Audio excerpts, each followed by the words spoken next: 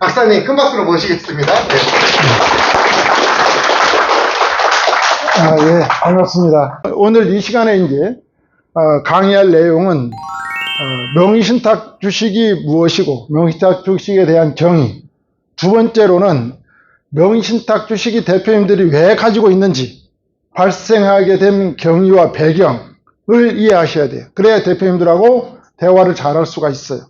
그러고 난 이후에 이 명의신탁 주식을 가지고 있으면 대표님들 입장에서 어떠한 리스크가 있는지, 세무적 리스크라든지 또 상법상 리스크, 이런 민법상 소유권에 관한 분쟁에 대한 리스크, 또 지배권에 대한 의결권에 대한 리스크, 또 조세 비용에 대한 리스크들이 이제 명의신탁 주식에 따라다닙니다. 그리고 네 번째, 그러면 이러한 이제 명의신탁 주식에 대한 리스크를 어떻게 해결하고 어떻게 통제해주면 사장님들이 그 리스크로부터 벗어날 수 있는지, 이 네 가지 꼭지 테마로 이제 강의가 진행이 될 겁니다. 많은 분 대표님들 오셔서 세미나에서 이제 정보를 받아가시고 있고, 정보 청취하고 난 이후에 구체적으로 무엇인가 좀 솔루션을 받아가고 싶어 하시면 1대1 상담을 통해서 대표님들이 이제 이렇게 가져간다.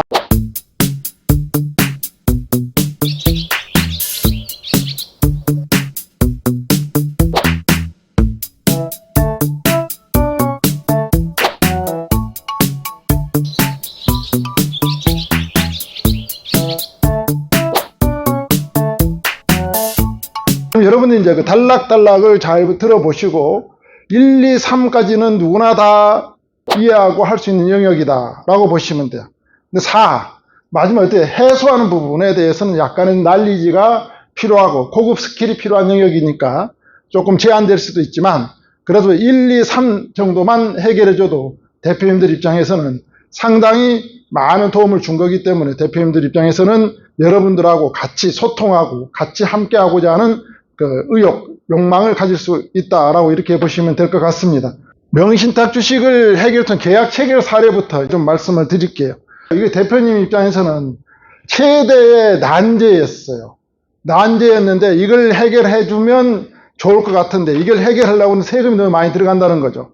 이 세금을 들어가지 않고 해결을 해준까 이 대표님이 만족도가 높아지는 거죠. 소재지는 서울에 있었고요. 가전제품 도소매업이었어요.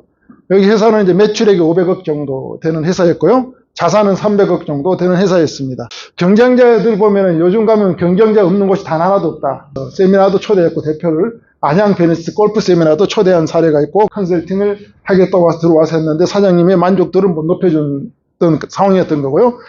보험 대리점이죠. 주거래은행, 요즘 은행에서도 VVI 센터라는 게 있어요. 여기서도 대표님의 컨설팅 진행을 했었고요. 그 다음에 기장 세무사도 해보겠다라고 이야기를 하고, 회계법인, 이렇게 수많은 이제 다른 타 채널에서 대표님과 먼저 컨택이 다 됐는데, 대표님은 이제 진행을 못하고 있었던 거죠. 명의신탁 주식 50%. 이분들이 이제, 우리는 명의신탁 주식이다라고 했더니, 이분들이 뭐라고, 방법, 솔루션을 이렇게 제시한 겁니다. 법인을 청산하라. 현재 운영하고 있는 법인을, 신규 법인을 만들어서 기존 법인을 청산해버리라. 신규 법인 설립할 때 아예 사장님 100% 설립하고 지분을 기존 법인을 청산하면 된다라고 했다는 겁니다.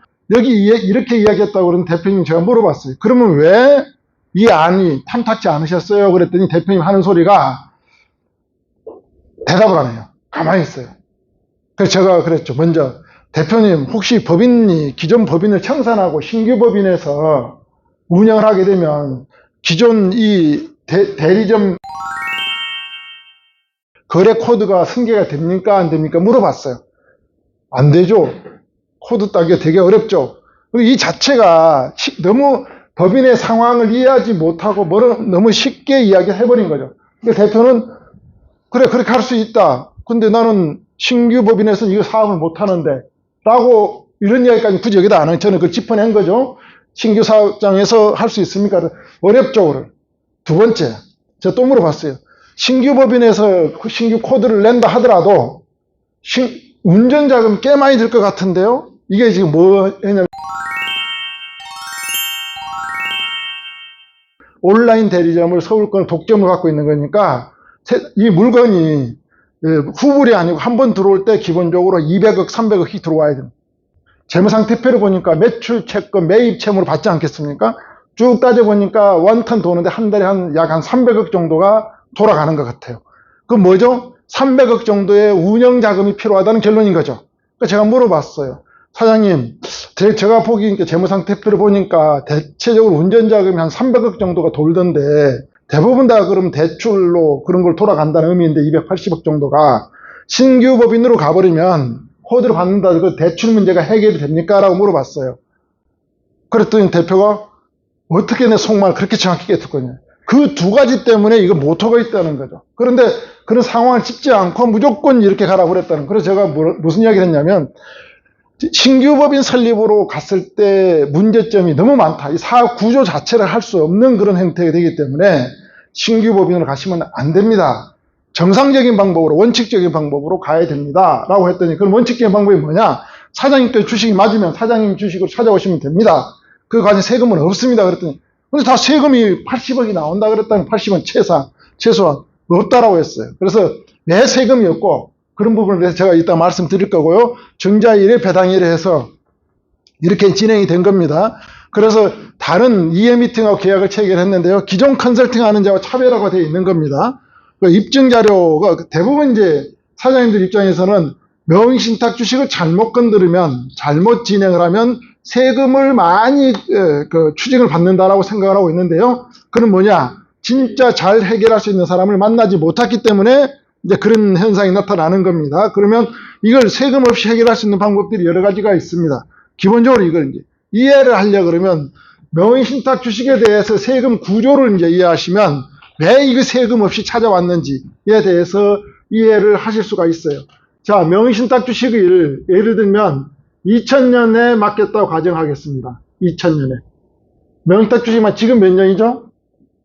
2025년입니다. 자, 첫 번째, 2002년에 맡겼다 그러면 여기서 검토해야 될 게 첫 번째, 이게 사장님 주식이냐가 중요해요. 이때 맡겨놓은 게 무슨 말이냐면 직원 이름으로 50%가 되어 있다는 의미죠. 대표 이름으로 50%가 되어 있다는 의미입니다. 이렇게 이때 원래 실제는 누구 거란 거예요, 이게요? 대표님 거라는 거죠. 원래 실제는 대표님이 100% 건데 사정위에서 직원한테 50% 맡겨놓은 상황이 된 겁니다. 근데 지금 와서 보니까 이때는 5천만 원짜리 자본금 가지고 했는데 지금 와서 너무 금액이 커져버린 거죠, 시가가. 그러면 지금 이때 와서 이 직원 50% 갖고 있는 걸 누구 이름으로 돌리려고 그런 거예요? 대표 이름으로 돌리려고 그런 거죠.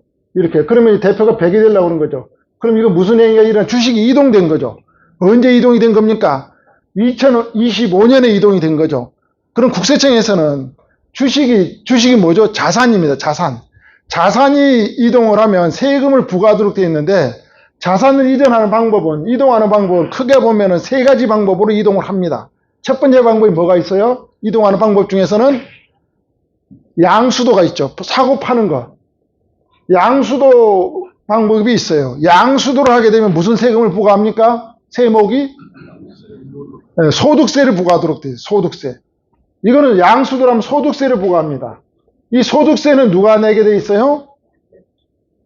파는 사람, 물건을 넘기는 사람이. 양도자가 내야 돼요, 소득세는. 양도자가 내죠, 소득세는. 취하는 사람은 세금이 없습니다. 취하는 사람은.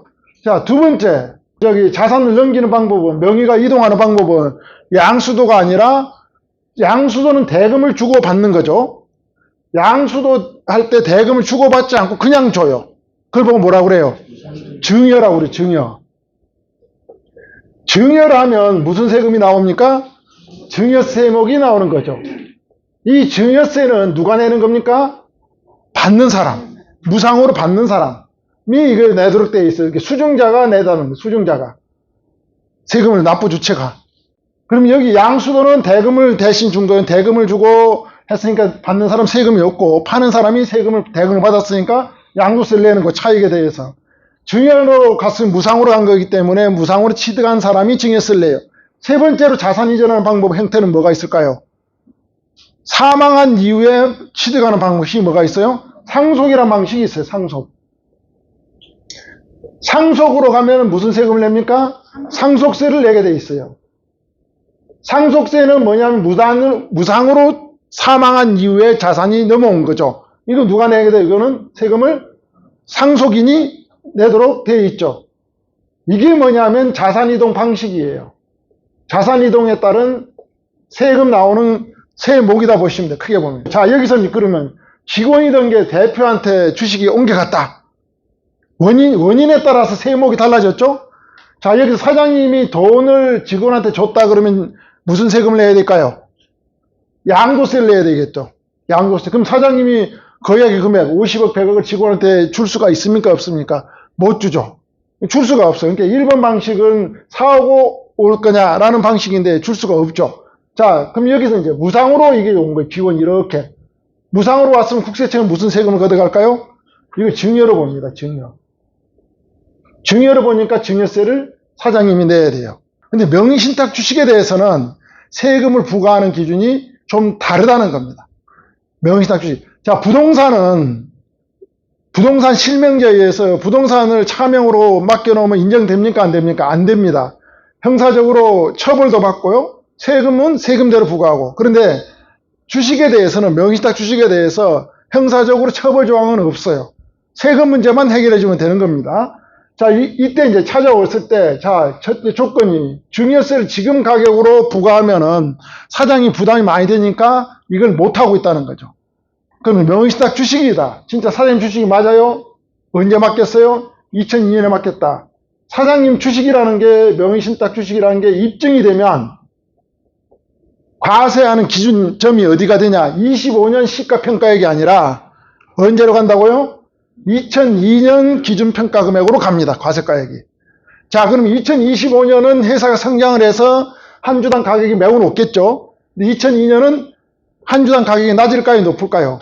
네, 사업을 시작하기 초창기니까 낮을 수밖에 없죠. 이게 과세 표준액이 현재보다도 월등하게 현저하게 떨어진다는 겁니다. 그럼 세금을 계산해 보면 많아질까요? 적어질까요? 적어진다는 겁니다. 과세가액이 떨어지고, 다만 이제 가산세를 더 계산해 보면 현재 납부해야 될 세액보다 10분의 1도 안 나오게끔 계산이 되는 사례가 거의 대부분이에요. 입증이 되면은, 명의신탁 주식임이 입증이 되면 2002년도 가격으로 과세 표준액이 결정이 된다는 겁니다. 그러면 여기서 중요한 건 뭐냐? 이 주식이 사장님 주식이었다라는 것을 입증해내는 입증력이 필요하다는 거죠. 명의신탁 주식임이. 두 번째, 그러면 세금이 과세가액이 이쪽으로 왔는데 아예 세금을 이것만 해줘도, 입증만 해줘도, 사장님 주식이라는 것만 입증만 해줘도 세금이 줍니까? 안 줍니까? 엄청 많이 줄어듭니다. 자, 두 번째, 이거는 이제 이 기간 동안에 2022년부터 2025년 기간 동안에 조세피 목적 없이 단순하게 그냥 맡겨놨다. 조세피 목적이 없었어요. 이렇게 되면은 아예 과세가액 이쪽 시점에 가서도 과세를 하지 않습니다. 세금이 없다는 거예요. 명의신탁 주식을 해결하려고 그러면 우리가 무엇을 해야 되죠? 두 가지를 해결해야 된다는 거죠. 첫 번째는 뭡니까? 명의신탁 주식임을 입증해야 되고, 그러면 과거 시점에 과세가액으로 가서 세액을 계산하고, 두 번째, 이 명의신탁 시점에서 조세피 목적이 없었다, 기간 동안에. 그럼 뭐라고요? 아예 과세하지 않는다. 이게 이제 상속세 및 증여세법에가 나와 있습니다. 자, 그런데 이 두 가지를 해결하는 게 매우 어렵다는 겁니다. 왜냐하면 국세청에서는 명의신탁 주식임을 인정하려고 그럴까요? 안 하려고 그럴까요? 안 하려고 그러겠죠. 이 기준으로 과세를 해야 되니까. 두 번째, 그래, 인정을 하더라도 이 기간에 조세피 목적이 있었다고 볼까요? 없었다고 볼까요? 있었다고 보죠. 그래, 이 기준으로 가서 과세할 수 있으니까. 그러면 조세피 목적이 없었음을 증명해 보여야 되거든요. 납세자, 사장님이. 그 증명은 어떻게 해야 되냐? 대법원 판례라든지 조세심판례에 보면 다 나와 있어요. 쭉 보면 이러이러한 경우는 조세피 목적이 있는 걸로 다 봅니다. 사유가. 그러면 거꾸로 우리는 이러이러한 행위가 없었기 때문에 조세피 목적이 없었다라고 입증하면 되는 겁니다. 명의신탁 주식임을 입증하는 방법도 판례라든지 조세심판례 보면은 다 나와 있어요. 이런 경우는 인정을 하고 이런 경우는 인정하지 않고 다 나와 있어요. 그래서 그런 내용을 가지고 다 입증을 하면 되는 겁니다. 자, 이렇게 보면 이제 여기서 또 하나 부가제척기간이라는 게 고려 요소예요. 부가제척 기간이 뭐냐면 쉽게 표현하면 공소시효. 공소시효는 다 아시죠? 죄를 지었는데 처벌을 해야 되는데 처벌을 할 수 있는 기간이 지나버려서 처벌할 수 없는 거예요. 세금도 마찬가지로 과세를 해야 되는데 과세할 수 있는 기간이 지나버렸어요. 그걸 보고 이제 부과할 수 있는 기간이 지났다. 부가제척 기간. 자, 이 부가제척 기간이 각 세목별로 다릅니다. 자, 이 소득세는 몇 년일까요? 소득세는 부가제척 기간이 5년이에요, 5년. 부가제척 기간이. 그래서 이런 말씀 많이 들으셨죠? 개인사업자들, 특히 고소득자들, 전문직종, 뭐 의사분들, 이런 분들은 뭐죠? 왜 4년, 5년 주기로 세무조사가 나오지? 라고 이야기하신 분들 있죠? 그 뭐냐? 4년, 5년 주기 나와야만이 과세, 세금을 덜 낸 게 있다 그러면 걷어갈 수가 있겠죠. 근데 4, 5년 지나서 세무조사 나오면 걷어갈 수가 없어요. 안 낸 세금이 있다 하더라도. 그래서 4년, 5년 주기로 나온다. 그런데 봤더니 데이터를 봤더니 성실하게 잘 신고를 하고 있어요. 그럼 4년, 5년 주기로 나올 필요가 없어요. 잘 내고 있기 때문에 뭔가 걷어갈 내용이 있어야만이 나오는 거죠. 그래서 걷어갈 내용이 발견된다 그러면 4년, 5년 주기로 나온다라고. 왜냐? 부가제척 기간이 5년이기 때문에.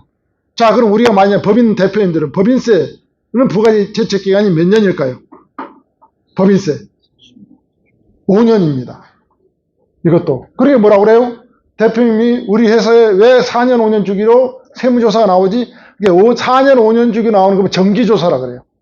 근데 잘 신고를 잘하고 통계도 보고 그러니까 집회도 보고 그러니까 특별히 가서 뭐 볼 게 없어 그러면 그걸 계속 넘겨주고 있는데 쭉 봤는데 뭐 원가라든지 인건비라든지 접대비 항목을 봤는데 카드 사용을 봤는데 뭔가 좀 특이점이 자꾸 나온다는 거죠.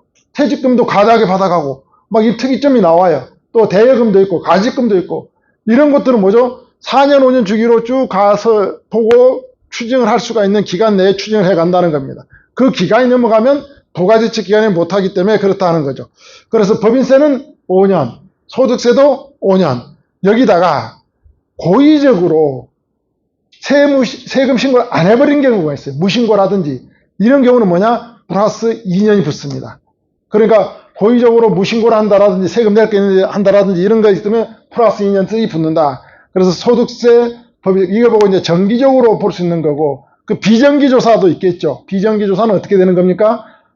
사안 이슈가 발생됐을 때 4, 5년이 안 됐더라도 수시로 불시에 그 항목을 보기 위해서 나오는 걸 보고 이제 수시 조사다라고 보시면 되고요. 그 다음에 증여세. 이거는 지금 제가 무상으로 받았으니까 증여세죠. 증여세 부가제척 기간은 명의탁 주식은 이제 증여세에 해당되는 거거든요. 이 증여세는 부가제척 기간이 몇 년일까요? 10년? 예, 10년입니다. 10년이 증여세는. 그래서 자녀에게 또는 가족에게 세금을 자산을 무상으로 이전하고 했을 때, 그 증여세를 내야 되는데, 증여세를 줄여서 신고했다라든지, 증여세를 뭐 잘못 계산해서 했다 그러면 언제든지 10년 이내에는 조사를 나올 수 있어서 추징할 수 있는 기간이 부가제척이 10년이다. 그래서, 증여, 주식 증여, 부동산 증여, 현금 증여한 거는 최소 자료를 몇 년 정도 가지고 있어야 돼요? 10년은 관리해줘요. 그래서 저는 컨설팅 같은 거 진행하면 파일로 다 보관하고 있다. 10년치는 가지고 있어야 되는 거예요. 그러면 소득세와 법인세 같은 건 최소 몇 년 정도 자료를 가지고 있어야 돼요? 5년치 정도는 가지고 있어야 된다. 그래야 국세청에 물어왔을 때 거기에 대해서 적절하게 대응과 소명을 잘할 수 있다라고 보시면 되고. 자, 그럼 증여세는 제가 10년이라고 그랬죠. 여기서도 그 이제 무신고, 신고를 안 했다든지 뭐 고의성이 있다 그러면 거기다 몇 년 플러스 하냐면요. 아까 소득세 법인세 몇 년 플러스 했어요? 2년 플러스. 증여세는 몇 년 플러스 할까요? 5년을 플러스 합니다. 여기는 지금 사장님이 신고를 직원한테 줬을 때 신고를 했을까요? 안 했을까요?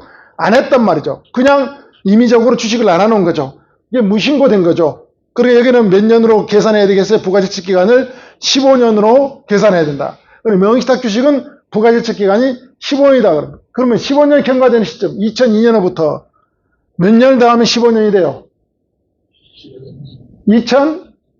2017년이 부가제척 기간 완성된 연도예요. 자, 그럼 여기서 이제 증여세, 아까 뭐라고 제가 명의신탁 주식이 이미 입증되면 어느 시점으로 와서 과표 결정된다고 그랬어요? 맡겨놓은 시점이 된다고 그랬죠? 그러면 2002년에 맡겨놓은 거는 증여세를 부과할 수 있습니까? 없습니까? 없는 상황이 돼버리는 거죠. 증여세 부가지적개인제는. 그래서 여기서 뭐만 남아있는 거예요? 조세피 목적만 남아있게 되는 거죠. 근데 조세피 목적도 실현된 거 없고 기간도 오래됐다. 그럼 뭐죠? 좀 더 리스크 없이 회수해 올 수 있는 기간이, 이제 부가지적 기간을 활용하는 방법도 있다는 겁니다. 그래서 이 명의신탁시 입증하는 것은 당사자의 약정에 의한 방법도 있고요. 두 번째로는 이제 법원의 판결서에 의한 방법도 있고요. 세 번째로는 그 금융자료를 가지고 금융자료 입증에 의한 방법으로도 입증력을 가져갈 수가 있습니다. 그래 사장님의 상황에 따라서 당사자의 그 자술서, 약정서로 가져가고 판결서를 가져가고 금융자료를 가져가고 이 세 가지가 합쳐져서 입증자료를 만들어야 될 상황도 있고요. 두 가지만 가지고도 입증자료를 만들어도 완성력이 높아진 경우도 있고요. 그래서 크게 줄기는 세 줄기를 가지고 어떻게 완성력을 높여갈 것인가, 객관성 있는 사장님 주시단이 입증해 나는 컨설팅을 진행한다라고 보시면 되고, 조세피 목적도 없다. 그럼 이 기간이 이제 2017년도 이후에 있는 것들은 만약 2017년도에 있었다. 그럼 15년 지났습니까? 안 지났습니까? 이 구간에 있는 분들은 뭐죠? 리스크가 엄청나게 상존하고 있는 거고, 이 구간에 있는 분들은 리스크가 조금 상대적으로 여기보다는 덜한 거고, 이렇게 있다 보시면 되겠죠. 그래서 이런 내용들을 이제 기본적으로 증여세에 해당되는 거고, 부가지적 기간을 활용해야 되는 거고, 명의탁 주식을 입증하는 거, 조세피 목적이 있냐 없냐, 이런 경우. 자, 이게 이제 컨설팅 이제 영역인데, 이게 잘 안 되신 분들이 이제 이걸 입증을 못할 것 같고 잘 안 되면 어떻게 돼? 우회 전략. 우회 전략이 뭐냐면, 이 직원 거가 직원 거라고 인정하고 난 이후에 이걸 사장님으로 오는 게 아니라, 이거 어디로 와버려요? 자녀로 오는 경우에 자녀로 양수도를 해요. 또 저가 양수도를 합니다. 저가 양수도 많이 들으셨을 거예요. 저가 양수도를 하면 이제 시가로 하는 게 아니라 낮은 30% 또는 3억 구간, 또 이 직원이 특수관계자가 아닌 상황에서, 그렇게 어떻게 합니까? 먼저 직원에 있는 주식을 누구한테 넘겨요? 먼저 친구, 특수관계자 아닌 사장님 친구로 넘깁니다. 저가 양수도로 넘기고, 그 다음 친구가 누구한테 주식을 줍니까? 이렇게 아들한테로, 자녀한테로 주식을 줍니다. 그럼 이게 어떻게 된 거죠? 이게 쿠션을 통해서 우회 전략을 간 거죠. 직원이 갖고 있던 걸 친구로 갔다가 친구가 갖고 있던 걸 자녀로 가져와. 자, 이렇게 오면은 세금 상당량 줄었거든요. 낮은 금액으로. 그럼 사장님도 좋아해. 세금 줄였다고. 근데 세금 준 게 아닙니다. 국세청에서는 이거 다 알고 있어, 이거. 자, 여기 무슨 세금을 탈세한 거예요, 여기서는. 여러분 딱 보니까. 원래 사장님 거잖아, 이게. 사장님 건데 아들로 바로 이렇게 돌아서 아들로 결국 왔잖아요. 근데 이 구간에 증여세를 냈어요, 안 냈어요? 안 냈잖아요. 증여세보다 낮은 세금을 가지고 승계를 끝낸 거잖아요. 대표 입장에서는 솔깃할 거예요, 솔깃하지 않을까요? 솔깃합니다. 이렇게 하는 거 조사해서 전부 다 조사를 거쳐서 사장님이 직접 준 걸로 봐서 증여세를 다 가져갑니다. 이런 사례, 조사에서 이렇게 추징한 사례들이 엄청나게 많아요. 사장님이 이렇게 왔는데 이긴 사례가 거의 없어요. 대부분 다 국세청이 다 이깁니다. 왜냐하면 여기서 전제 조건이, 국세청에서는 직원한테 이렇게 돌아갔잖아요. 친구. 자, 누구를 조사할까요? 조사 대상자가 직원이 조사 대상자, 친구도 조사 대상자, 아들도 조사 대상자, 사장님도 조사 대상자, 4개의 주체가 조사 대상자예요.